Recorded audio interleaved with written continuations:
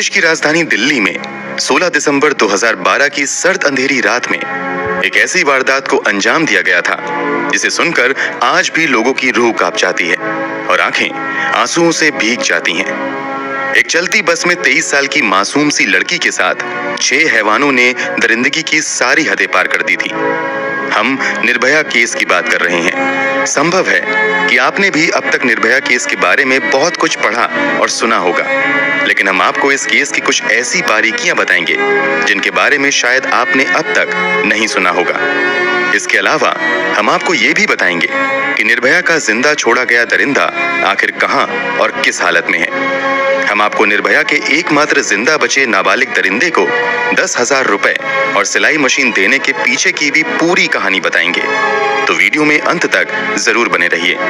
ध्यान दीजिए कि हमारा मकसद केवल व्यूज और लाइक्स हासिल करना नहीं है, बल्कि आपको सही और निष्पक्ष जानकारी देना है। तो चलिए बिना किसी देरी के वीडियो शुरू करते हैं। इस कहानी की निर्भया का जन्म 10 मई 1990 को दिल्ली में हुआ था। वो अपने 3 भाई बहनों में सबसे बड़ी थी और परिवार की इकलौती बेटी भी थी।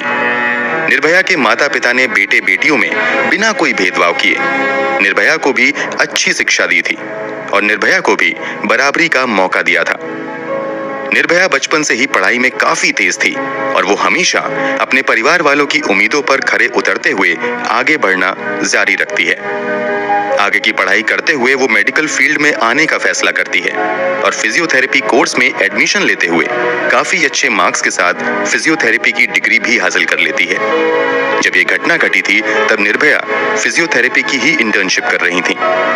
बात 16 दिसंबर 2012 की है। दिन रविवार था। छुट्टी का दिन होने की वजह से निर्भया अपने एक दोस्त अवनिंद्र प्रताप पांडे के साथ फिल्म देखने जाने का प्लान बनाती हैं। अवनिंद्र प्रताप पांडे पेशे से सॉफ्टवेयर इंजीनियर हैं और वो उत्तर प्रदेश के गोरखपुर के रहने वाले हैं। उन दिनों सिनेमा घरों में आमिर खान की फिल्म तलाश लगी हुई थी। फिल्म की काफी चर्चा थी, इसलिए निर्भया अपने दोस्त के साथ तलाश फिल्म देखने का प्लान बनाती हैं और ये दोनों पब्लिक ट्रांसपोर्ट से फिल्म देखने के लिए PVR select city walk Saket चले जाते हैं। जब ये लोग सिनेमा हॉल तक आते हैं तो वहां काफी भीड़ होती है और इन्हें फिल्म का टिकट नहीं मिल पाता है, इसलिए ये दोनों तलाश फिल्म देखने की बजाय लाइफ ऑफ पाई नाम की फिल्म देखने का फैसला करते हैं। इवनिंग शो में लाइफ ऑफ पाई देखने के बाद निर्भया और पांडे अपने अपने घर जाने के लिए ऑटो का इंतजार करने लगते हैं। वैसे तो रात बहुत ज्यादा नहीं हो रही थी, फिर भी ठंड ज्यादा होने की वजह से ऑटो बहुत कम आ रहे थे और जो जा भी रहे थे वो मीटर की बजाय मुंह मांगी कीमत पर जाने की बात कर रहे थे। कुछ देर की जद्दोजहद के बाद एक ऑटो वाला मिलता है जो इन्हें लेकर चलने को तैयार हो जाता है, मगर वो इन दोनों को मुनिरका बस स्टैंड तक ही लाने के लिए राजी होता है। ये दोनों सोचते हैं कि मुनिरका से बस लेकर द्वारका तक चले जाएंगे, इसलिए ये दोनों ऑटो से चलकर मुनिरका बस स्टैंड तक आ जाते हैं। मुनिरका बस स्टैंड आने के बाद ये दोनों थोड़ी देर इंतजार करते रहते हैं, मगर इन्हें अपने डेस्टिनेशन तक जाने के लिए सही सवारी नहीं मिलती है। हालांकि जब रात के लगभग 9:30 बज रहे होते हैं तभी एक सफेद कलर की काले शीशे वाली बस वहां से गुजरती है। बस के गेट से एक लड़का चिल्लाते हुए इन लोगों से पूछता है कि कहां जाना है। जवाब में निर्भया का दोस्त कहता है द्वारका। बस वाला कहता है कि हम भी वहीं जा रहे हैं। इसके बाद निर्भया अपने दोस्त के साथ इसी बस में बैठ जाती है। जब निर्भया और उसके दोस्त बस के अंदर जाते हैं तो देखते हैं कि बस के अंदर 3 और सवारी है, इसलिए ये दोनों भी निश्चिंत होकर बस में ही बैठ जाते हैं। बस के अंदर मौजूद एक लड़का इन दोनों से मुनिरका से द्वारका तक जाने के लिए किराए के तौर पर 10-10 रुपए भी ले लेता है। हालांकि जब ये दोनों टिकट मांगते हैं तो वो बदतमीजी करने लगता है। बस वालों द्वारा टिकट ना देना उन दिनों कोई नई बात नहीं थी, इसलिए दोनों खामोश होकर बस के अंदर ही बैठ जाते हैं और अपनी मंजिल पर पहुंचने का इंतजार करने लगते हैं। मगर किसे मालूम था कि उनका इंतजार बस इंतजार बनकर ही रह जाएगा।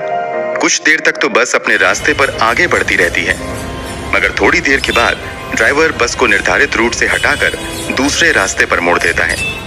इस बात का अंदाजा होते ही निर्भया का दोस्त तुरंत बस के अंदर मौजूद लोगों से इस पर सवाल करना शुरू कर देता है। इस सवाल का सही ढंग से जवाब देने की बजाय बस का दूसरा स्टाफ निर्भया के दोस्त के साथ ही बदतमीजी करने लगता है और उससे पूछने लगता है कि तुम दोनों आखिर कौन हो और इतनी रात में अकेले क्या कर रहे थे। जब निर्भया और उसके दोस्त बस के अंदर गए थे, तब इन लोगों ने देखा था कि 3 बस स्टाफ के अलावा 3 लोग पैसेंजर सीट पर बैठे हुए थे। उन्हें लगता है कि वो तीनों पैसेंजर ही हैं, मगर थोड़ी ही देर बाद साफ हो जाता है कि वो तीनों पैसेंजर नहीं बल्कि बस स्टाफ के ही साथी हैं। अब ये सभी 6 लोग मिलकर निर्भया के दोस्त के साथ बदतमीजी करने लगते हैं और उसे उकसाना शुरू कर देते हैं। जब निर्भया का दोस्त जवाब देने लगता है तो इस पर बस के अंदर मौजूद भी सभी उसके साथ हाथापाई करने लगते हैं और उसे मारना शुरू कर देते हैं। पहले तो वो निर्भया के दोस्त को लात घूंसों से मारते हैं और फिर इसी लड़ाई के दौरान एक लड़का बस के अंदर इस्तेमाल होने वाली एक बड़ी सी लोहे की रॉड निकालता है और उसके सर पर दे मारता है। इस कारण निर्भया का दोस्त वहीं पर बेहोश होकर गिर जाता है। अब आगे निर्भया के साथ रूह कपा देने वाली दरिंदगी का सिलसिला शुरू होता है। निर्भया के दोस्त को मारने पीटने के बाद जब ये लोग देखते हैं कि वो लड़का बेहोश हो गया है, तो अब ये सभी निर्भया को खींचते हुए बस की पिछली सीट पर ले जाते हैं। अब यहाँ जो कुछ भी निर्भया के साथ होता है उसे हम शब्दों में भी बयां नहीं कर सकते हैं। बस चलती रहती है और निर्भया के साथ दरिंदगी अंजाम दी जाती रहती है। ये सिलसिला 2-2.5 घंटे तक चलता रहता है। इस दौरान बस के बगल से कई बार पुलिस की गाड़ी भी गुजरती है। बस खुद भी कई थानों के बगल से गुजरती है, मगर कोई भी इस बस को रोकता नहीं है और बारी बारी से बस के अंदर मौजूद सभी 6 दरिंदे निर्भया के शरीर को नोचते रहते हैं। चूंकि निर्भया का दोस्त सर पर हुए लोहे की रॉड की वार की वजह से बेहोश हो गया था, इसलिए वो निर्भया की मदद करने की स्थिति में नहीं था। 6 लोगों के साथ लड़ना अकेले निर्भया के लिए संभव नहीं था। फिर भी निर्भया अपनी पूरी हिम्मत लगाते हुए उन दरिंदों के साथ लड़ती है और बाद में हुए खुलासे के मुताबिक 3 में से 6 दरिंदों पर वो कई वार करती है और कईयों को वो काट कर बचने की भी कोशिश करती है, मगर अफसोस ऐसा हो नहीं पाता है। जब उन सभी दरिंदों का मन भर जाता है तो ये सभी मिलकर निर्भया को बस से बाहर फेंक कर उसे कुचलते हुए एक्सीडेंट का रूप देने का प्लान बनाते हैं। मगर उससे पहले ये लोग मिलकर तय करते हैं कि निर्भया का दोस्त भी मर जाना चाहिए। इसलिए एक बार फिर से निर्भया के दोस्त के सर पर दोबारा लोहे की रॉड से वार किया जाता है और फिर दोनों को चलती बस से ही फेंक दिया जाता है। बस से फेंकने से पहले इन दोनों के कपड़े भी वो दरिंदे उतार लेते हैं और इनके पास मौजूद मोबाइल समेत दूसरे सभी सामान लूट लेते हैं। अभी रात के लगभग 11 बज रहे थे। बस के अंदर मौजूद दरिंदों ने निर्भया के दोस्त की जान लेने की पूरी कोशिश की थी, मगर वो उसकी जान नहीं ले पाते हैं। इस कारण बस से फेंके जाने के बाद निर्भया का वही दोस्त कुछ होश में आने के बाद लोगों से मदद की गुहार लगाने लगता है, मगर काफी लोग उसे नजरअंदाज करके निकल जाते हैं। हालांकि एक अनजान व्यक्ति इन दोनों को बुरी हालत में देखकर पुलिस को फोन करता है और थोड़ी ही देर बाद पुलिस की एक टीम भी वहां पर पहुंच जाती है और तुरंत दोनों को सफदरगंज अस्पताल में भर्ती करवाया जाता है। निर्भया के साथ कितनी बर्बरता की गई थी, इसका अंदाजा आप इस बात से लगा सकते हैं कि निर्भया की आंत बाहर निकल चुकी थी, बेतहाशा ब्लीडिंग हो रही थी, पूरा शरीर चूर चूर हो चुका था और उसके शरीर के अंदर लोहे की रॉड डाली गई थी। निर्भया की स्थिति को देखते हुए तत्काल ही इलाज शुरू कर दिया जाता है। हालत इतनी ज्यादा गंभीर हो चुकी थी कि तुरंत ही उन्हें वेंटिलेटर सपोर्ट की जरूरत पड़ती है।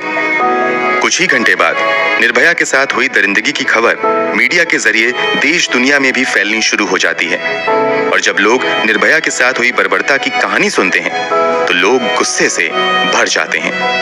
लोग प्रशासन और सरकार के खिलाफ सड़कों पर उतरकर विरोध प्रदर्शन करना शुरू कर देते हैं। साथ ही साथ लोग जल्द से जल्द अपराधियों की गिरफ्तारी की भी मांग करने लगते हैं। देखते ही देखते ये विरोध प्रदर्शन आंदोलन का रूप ले लेता है और देश भर में निर्भया के समर्थन में प्रदर्शन होने शुरू हो जाते हैं। लोग देश भर में निर्भया के लिए दुआ करना भी शुरू कर देते हैं, मगर निर्भया की हालत अस्पताल में दिन प्रतिदिन बिगड़ती चली जाती है। यहाँ तक कि 16 दिसंबर 2012 से लेकर 19 दिसंबर 2012 के बीच निर्भया की एक के बाद एक 5 सर्जरी करनी पड़ती हैं। लाख कोशिशों के बावजूद निर्भया की स्थिति बिगड़ती ही चली जाती है। इस कारण 21 दिसंबर को भारत सरकार की ओर से देश के टॉप मोस्ट डॉक्टर की एक कमेटी बनाई जाती है और सरकारी खर्चे पर निर्भया को बेस्ट मेडिकल ट्रीटमेंट देने को कहा जाता है। इसके बावजूद निर्भया की स्थिति नहीं संभलती है, बल्कि उसके शरीर का तापमान बढ़कर 102 से 103 डिग्री फ़ारेनहाइट तक चला जाता है। यहाँ तक कि इन्फेक्शन भी बुरी तरीके से बढ़ जाता है। इधर सड़कों पर लोगों का हुजूम निर्भया के लिए आवाज बुलंद कर रहा था, तो उधर डॉक्टर जी जान लगाकर निर्भया को बचाने की कोशिश कर रहे थे, मगर स्थिति बिगड़ती ही जा रही थी। इसी के बाद तत्कालीन प्रधानमंत्री मनमोहन सिंह के नेतृत्व में 26 दिसंबर को एक कैबिनेट मीटिंग बुलाई जाती है और उसमें फैसला किया जाता है कि निर्भया को वर्ल्ड के बेस्ट ऑर्गन ट्रांसप्लांट हॉस्पिटल में भेजा जाएगा। इसी के बाद निर्भया को सिंगापुर के माउंट एलिजाबेथ हॉस्पिटल में एयरलिफ्ट करके भेजने की तैयारी शुरू हो जाती है। फाइनली 27 दिसंबर को निर्भया सिंगापुर के माउंट एलिजाबेथ हॉस्पिटल में पहुंच जाती हैं और वहां उसका इलाज शुरू हो जाता है। मगर यहां आते ही निर्भया की हालत और भी ज्यादा बिगड़ जाती है और 29 दिसंबर को स्थानीय समयानुसार सुबह के 4:45 पर निर्भया इस दुनिया को छोड़कर हमेशा हमेशा के लिए चली जाती हैं। निर्भया की मौत के बाद उसके शव को वापस दिल्ली लाया जाता है और कड़ी सुरक्षा के बीच निर्भया का अंतिम संस्कार कर दिया जाता है। निर्भया के दोस्त को कुछ दिनों के इलाज के बाद अस्पताल से डिस्चार्ज कर दिया जाता है। इधर निर्भया का इलाज चल रहा था, उधर ग्राउंड लेवल पर दिल्ली पुलिस काम करते हुए अपराधियों को गिरफ्तार करने में लगी हुई थी। इस घटना की रिपोर्टिंग के 24 घंटे के अंदर अंदर ही दिल्ली पुलिस ने कई सस्पेक्ट को गिरफ्तार कर लिया था। सीसीटीवी के जरिए दिल्ली पुलिस बस की भी पहचान कर लेती है और उसके आधार पर सबसे पहले उस बस के ड्राइवर राम सिंह को गिरफ्तार कर लेती है और फिर राम सिंह के बयान के आधार पर एक के बाद एक कुल 6 अपराधियों को गिरफ्तार किया जाता है। गिरफ्तार अपराधियों में 30 साल का राम सिंह, 26 साल का उसका भाई मुकेश सिंह था जो राजस्थान का रहने वाला था। इसके अलावा पुलिस ने 20 साल के विनय शर्मा को भी गिरफ्तार किया था जो एक असिस्टेंट जिम इंस्ट्रक्टर था। इसके अलावा 19 साल के पवन गुप्ता को भी गिरफ्तार किया गया था जो एक फल बेचने वाला था। इन दोनों की गिरफ्तारी बिहार और यूपी से हुई थी, जबकि छठे अपराधी को पुलिस ने उत्तर प्रदेश के बदायूं से गिरफ्तार किया था। शुरू में इस अपराधी का नाम पब्लिक में नहीं बताया गया था क्योंकि वो गिरफ्तारी के समय 17 साल और कुछ महीने का था और कानूनी हिसाब से वो एक नाबालिग था, इसलिए उसकी पहचान गुप्त रखी जाती है। हालांकि बाद में खुलासा होता है कि इस नाबालिग का नाम मोहम्मद अफरोज था। अफरोज को आनंद विहार टर्मिनल से गिरफ्तार किया गया था। इसके अलावा पुलिस ने अक्षय ठाकुर नाम के एक 28 साल के लड़के को भी गिरफ्तार किया था जो बिहार के औरंगाबाद का रहने वाला था।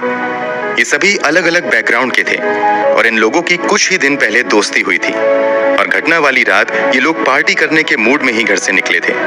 ये सभी मिलकर बहुत सारी शराब और खाने पीने की चीज बस में भर लेते हैं और शिकार की तलाश में बस लेकर निकल जाते हैं। बहुत कम लोग जानते होंगे कि निर्भया को अपना शिकार बनाने से पहले इन लोगों ने बस के अंदर एक 35 साल के रमाधीर सिंह नाम के एक कॉर्पोरेटर को पैसेंजर बनाकर पहले बस में बैठाया और फिर उससे पैसे और मोबाइल लूटकर उतार दिया था। रमाधीर सिंह इस लूट की जानकारी पास से गुजर रहे पुलिस वाले को भी देते हैं, मगर वो पुलिस वाले रामाधीर सिंह की बातों को नजरअंदाज कर देते हैं। शायद उस समय पुलिस वाले रामाधीर सिंह की कंप्लेन को सीरियसली ले लेते तो इतना बड़ा हादसा होने से रुक सकता था, मगर उन्होंने कुछ नहीं किया। सभी अपराधियों की गिरफ्तारी के बाद सबसे पहले उनकी एक आइडेंटिफिकेशन परेड कराई जाती है और फिर निर्भया का दोस्त उन सभी 6 अपराधियों की पहचान कर लेता है। फिर इन लोगों पर मामला दर्ज करते हुए आगे की कार्रवाई शुरू होती है। मामले की सुनवाई चल ही रही होती है कि 11 मार्च 2013 को निर्भया केस के प्रमुख आरोपियों में से एक राम सिंह तिहाड़ जेल में सुसाइड कर लेता है। इसके अलावा 1 सितंबर 2013 को इस केस के नाबालिग आरोपी को जुवेनाइल जस्टिस बोर्ड द्वारा मात्र 3 साल की सजा के तौर पर सुधार गृह भेज दिया जाता है, जबकि बाकी बचे 4 अपराधियों पर बलात्कार और हत्या समेत कई गंभीर धाराओं के तहत मामला चलता है और फाइनली 13 सितंबर को फास्ट ट्रैक कोर्ट द्वारा उन सभी 4 को मौत की सजा सुना दी जाती है।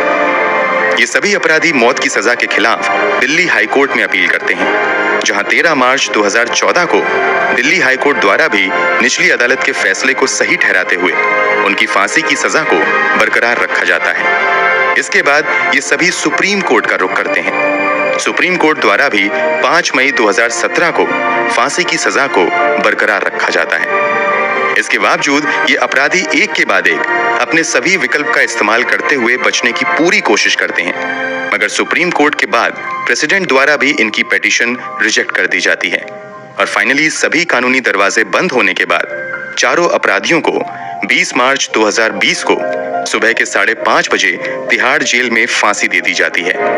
मेडिकल टीम द्वारा 6 बजे सभी को मृत घोषित कर दिया जाता है।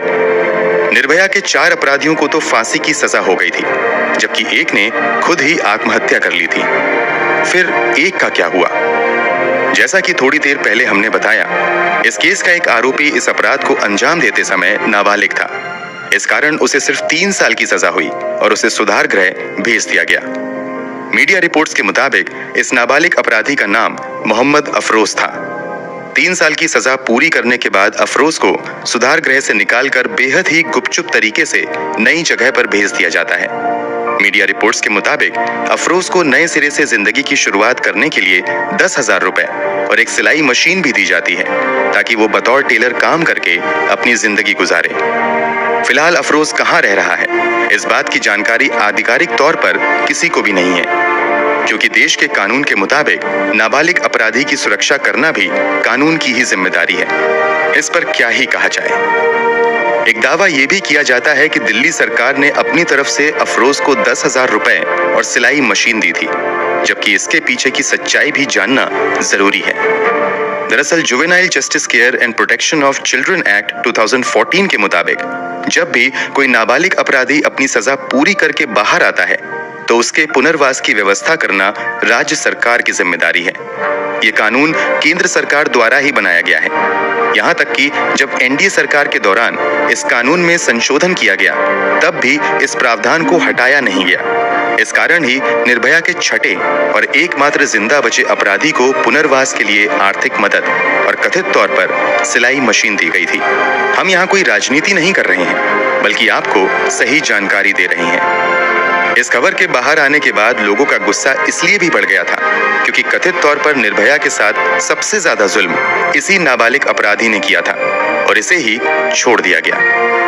एक और बात आप भी शायद जानते होंगे, दुनिया इस केस को निर्भया के नाम से जानती है और कई महीनों तक किसी को निर्भया का असली नाम मालूम नहीं था। इसकी वजह ये थी कि भारतीय कानून के हिसाब से बलात्कार पीड़िता की असल पहचान जाहिर करना गैर कानूनी है।